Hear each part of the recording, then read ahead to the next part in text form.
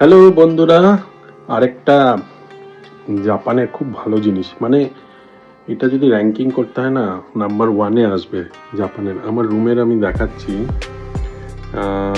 এটা ঠিক মানে জিনিসটা মানে একটু অবাক করবে আপনাদের, কিন্তু এটা হচ্ছে জাপানের ইউনিক জিনিস। এটাকে জানতেই হবে, না জানলে মানে আপনারা অনেক কিছু মিস করবেন।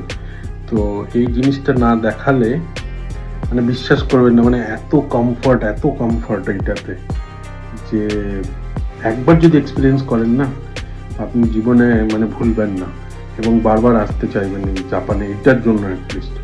এবং অদ্ভুতভাবে এটা আমি কিন্তু আর অন্য কোনো দেশে দেখিনি, যদি এটা পসিবল মানে হতে পারে। আমি অত দেশে তো যাইনি, আমি কয়েকটা দেশে গেছি, তো সেগুলোতে আমি দেখিনি। আমাদের ইন্ডিয়াতেও কোথায় আছে অ্যাভেলেবেল, বা একটা মেনটেন করতে পারে না, বা এরকম কিছু ব্যাপার আছে, বা কিছু নিশ্চয়ই চ্যালেঞ্জেস আছে, যার জন্য আমি খুব হাইফাই হোটেলেও ইন্ডিয়াতে দেখিনি, কেন জানি না। যাই হোক, আমাদের কোম্পানি যা আছে ইন্ডিয়াতে, সেখানে ব্যাঙ্গালোরের অফিসে ওরা লাগিয়েছিল, because it's a Japanese company.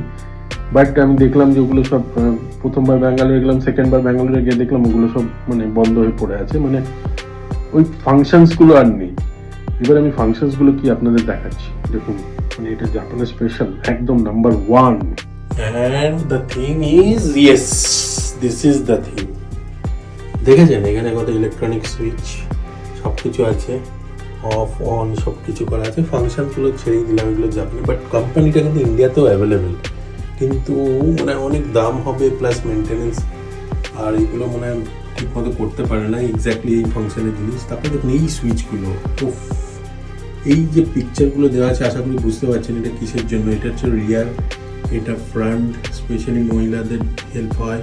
এটা ফ্লাশ, তারপরে এইটা কি প্রেশার আপনি বাড়াতে কমাতে পারবেন, ইভেন টেম্পারেচার কন্ট্রোল হয়। মানে শীতকালে আপনি যদি বসেন এখানে, এগুলো এত গরম থাকবে মানে বুঝতে পারছেন, আপনি যে ফোন নিয়ে বসেন আপনি আর উঠবেনই না এরকম জায়গায়, এবং মানে কিছু করতে হয় না, জাস্ট বসবেন আর এইগুলো সুইচগুলো অন অফ করবেন, প্রেশার বাড়াবেন কমাবেন। অনেক জায়গায় আবার মিউজিক আছে, অনেক জায়গায় পারফিউম টাইপের আছে, ওটা আপনি অন অফ করতে পারেন।